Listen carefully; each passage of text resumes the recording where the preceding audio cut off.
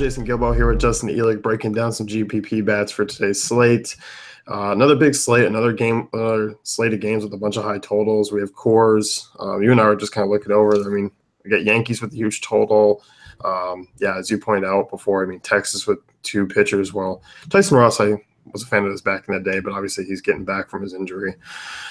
Yeah, I mean, we got, 11.5 run total as of right now in Colorado, 11 in Texas, 10.5 in New York. So plenty of spots where, you can get to your offense. And I mean, in all reality, of those three games, really the best two pitchers are both in Colorado. I mean, I guess Jordan Montgomery has been decent. I mean, small sample size so far. I'm not necessarily a believer in Taijuan Walker, especially in cores, but I'm just saying talent-wise, he's a pretty good pitcher. So there's going to be, a ton of fireworks. I don't know that we'll see any teammates go for 5 homers like they did last night, but I think there's definitely some big-time upside here. There's only one game under 9, and that's Seattle and Detroit, and that's 8.5. Yeah. So yeah, which is insane. Yeah, it'll be a fun night. Two decent pitchers in that one. I mean, yeah, I know. Dead to me, but I don't know. I won't be playing Verlander, so we can just put that out on the table here. I won't either. Let's look at catcher. This is a spot where, I think tonight I will be looking to pay up. Last night was just kind of different because I just paid down, but like with Barrios, with Carrasco, with Samardzija, like I'll start to look at value. But this is such a good matchup for like these Yankees right-handers against Nolasco, who's reverse splits and just gives up a ton of home runs this year. So I'll have some interest in Gary Sanchez, even at a high price tag. Yeah, I mean, everybody's been talking about Bronson Arroyo and his home runs per 9, but I mean, Nolasco's not far behind. He's got, 2.39 for the season. I think 2.63 over the last month. So, I mean, obviously, these guys in this lineup are they got stupid upside. I mean, starting with Sanchez, as we're talking about catchers. So, and you imagine Sanchez and Judge in particular going to be two of the highest owned players on the slate. I mean, even with Coors games. So, just know if one of those guys goes off, I mean, you're going to be behind pretty quickly. Yeah, I mean, it's one of those ones where I'm not forcing him into my lineup. I'm definitely going to be trying to get some exposure. Yeah, for sure.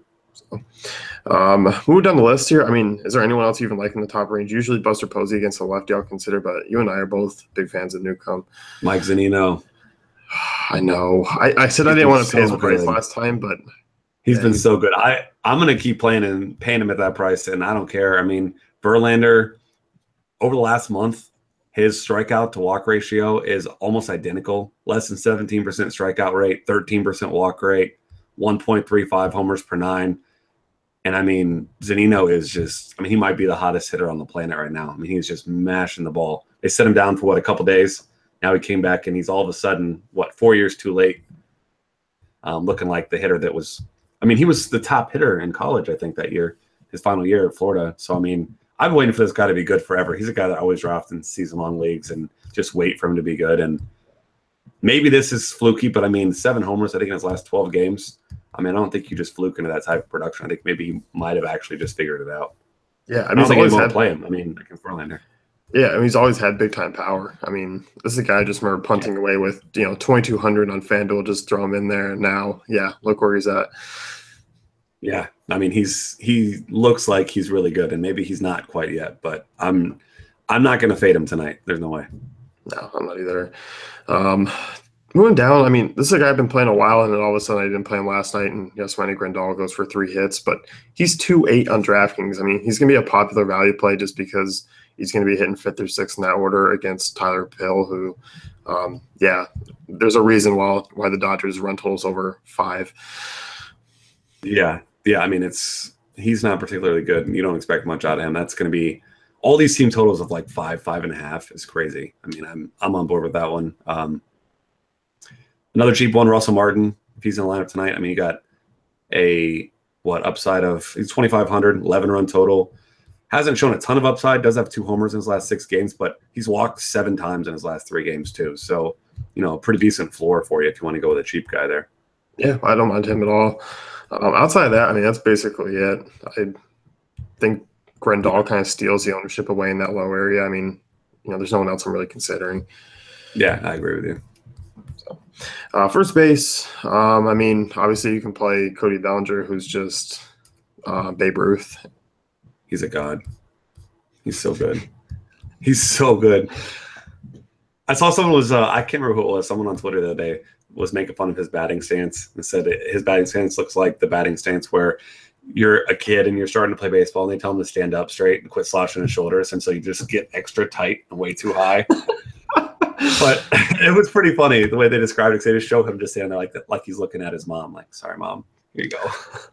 But, I mean, what, he has 3 multi-homer games in his last 9 games. I mean, I don't know if you're ready for my hot take of the day, but he's better than Aaron Judge.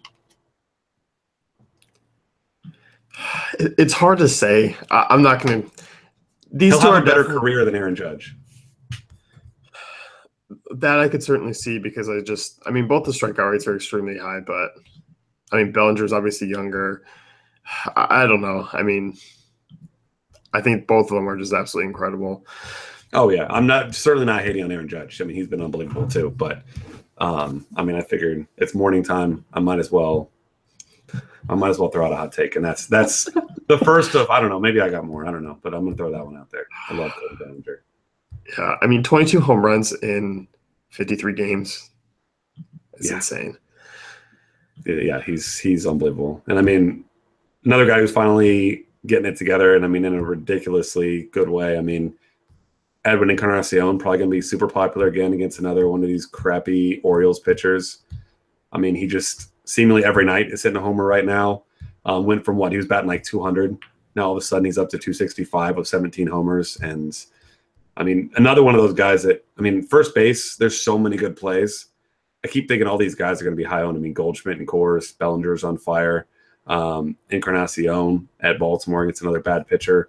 But I mean, there's only so much ownership that can go around. So I think I'm not really worried about the ownership of any of these first base guys. I mean, I think you just get yourself exposure to as many of them as you can. Yeah, at this rate with what they're doing, I don't even care about ownership. Like, you know, the multi-homer upside's there. As you said, E5, I mean, 428 WOBA to righties from Gossman this year, 1.79 homes per 9. He's a guy who just hasn't figured it out.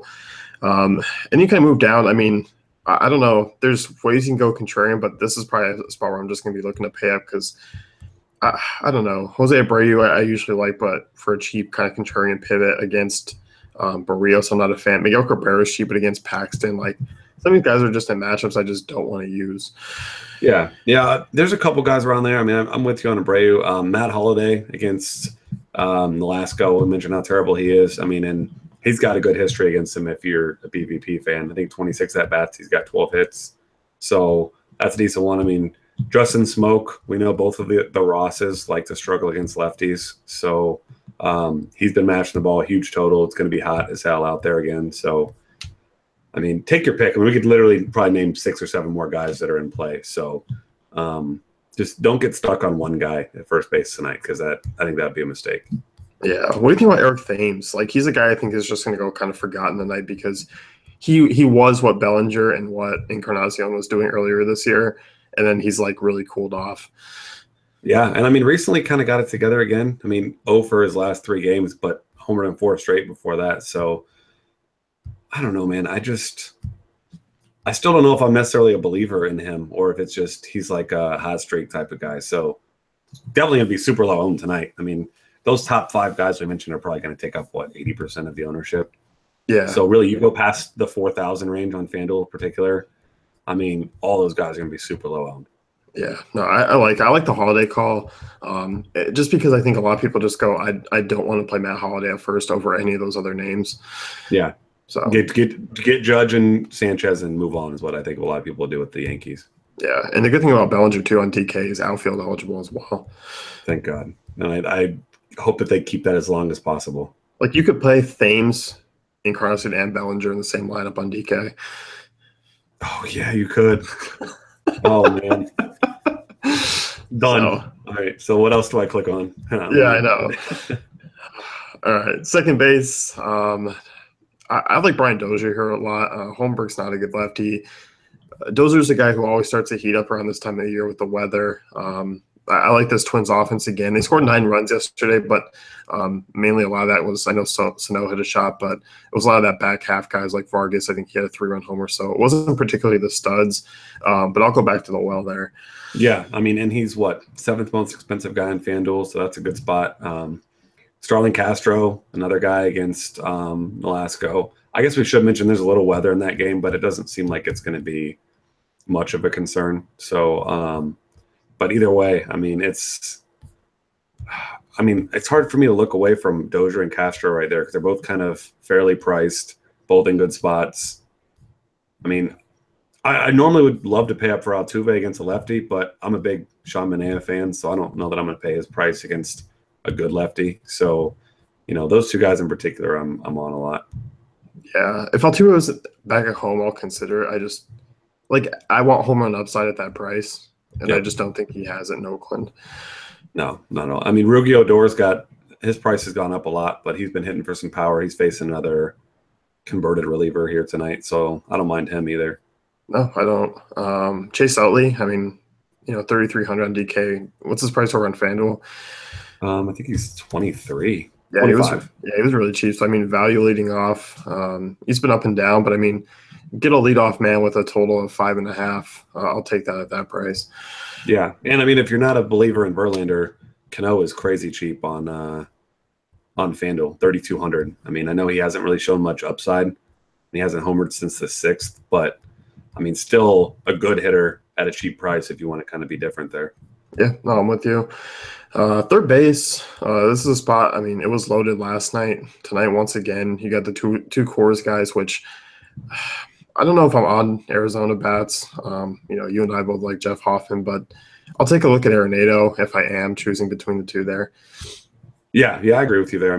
Walker has, obviously much, much longer sample size, years, in fact, but he's actually had some issues with home runs at times. And in course, the way that he's at times been wild, I know he hasn't been this year, but if I'm taking one side of this, it's easily the Colorado side for sure. Jose Ramirez, super expensive on both sides, but the guy has just been I put him in the article today, as I said, he's the best hitter that nobody ever talks about. And check in his last 8 games, he has 2, 3, 3, 3, 2, 3, 3, and 2 hits. 3 homers over that span. The guy has just been an unbelievably good hitter, and nobody's going to play him tonight because of that high price tag. So, he's been a guy, if you played him every night over the last week or so, you're doing pretty well. Yeah, I like him. I like the Indians' bats. Justin Turner's, a guy I feel like is always left out for the Dodgers, but guy absolutely mashes right-handed pitching. Hitting 400 this year. Obviously, he's been out for, a couple of weeks, but Turner's a guy just I'll lock and load at his price. Yeah, I agree there. I like him. Travis Shaw continues to be pretty cheap and gets a pretty bad pitcher in Trevor Williams here at home. Obviously, it'd be a different story in Pittsburgh, but I like that spot for him too. And third base seems like definitely one of those places where I want to pay up. When you get down cheap, it's just straight garbage. Unless you want to play Wilmer Flores against an overrated lefty and Rich Hill. Because he is. If you have to punt, that's the only guy I'm going with, 2,700. Yeah, no, I'm with you. And DK gives us a pretty good gift. He also knows 3,900 against a lefty. So I'll take that. That's probably as cheap as I'm going. I like Kyle Seager. I just won't go against Verlander with Manny Machado against Carrasco. I won't go there. So I think basically on DK, Sano, 3,900 is the cheapest I'm going. Yeah, I agree with you there. So shortstop, this is a spot where I'm not in love with. Corey Seager, obviously coming off a monster 3-homer game. He's going to be extremely popular, but it is another good spot for him. Yeah, I know. And you got Chris Owings. I know he's in Colorado, but come on. He's more expensive than Corey Seager. I don't care where he's playing. That's insane. And I don't know. Coming off huge games like that, I love Corey Seager, and I'm still going to play him tonight. But I think maybe at any position, because shortstop is not a good position tonight, I think he's probably the highest owned player at any one position tonight, don't you think? I would think so. Just recency bias. I'm assuming that all those optimizer lamps are going to shoot him in there too. So As they should. yeah, you're probably going to get a lot of you're probably going to see a lot of Dodgers. Usually they're that low owned stack whenever when they're at home, but that's not going to be the case. Yeah, and I mean, John Segura is almost back, but not until tomorrow. So, well, he's going to be activated tomorrow. We'll see if he plays. I'm sure he probably will. So, I'm looking forward to that because his price is down a little bit. Yeah, me too. I'll tell you that though. I mean, as far as like cheap guys, I mean Eric Sogard, I don't mind. Against Trevor Williams hitting leadoff. I'll see whoever rolls out in terms of the Minnesota shortstop. If it's Polanco or if it's Rosario, I'll be having some interest in them.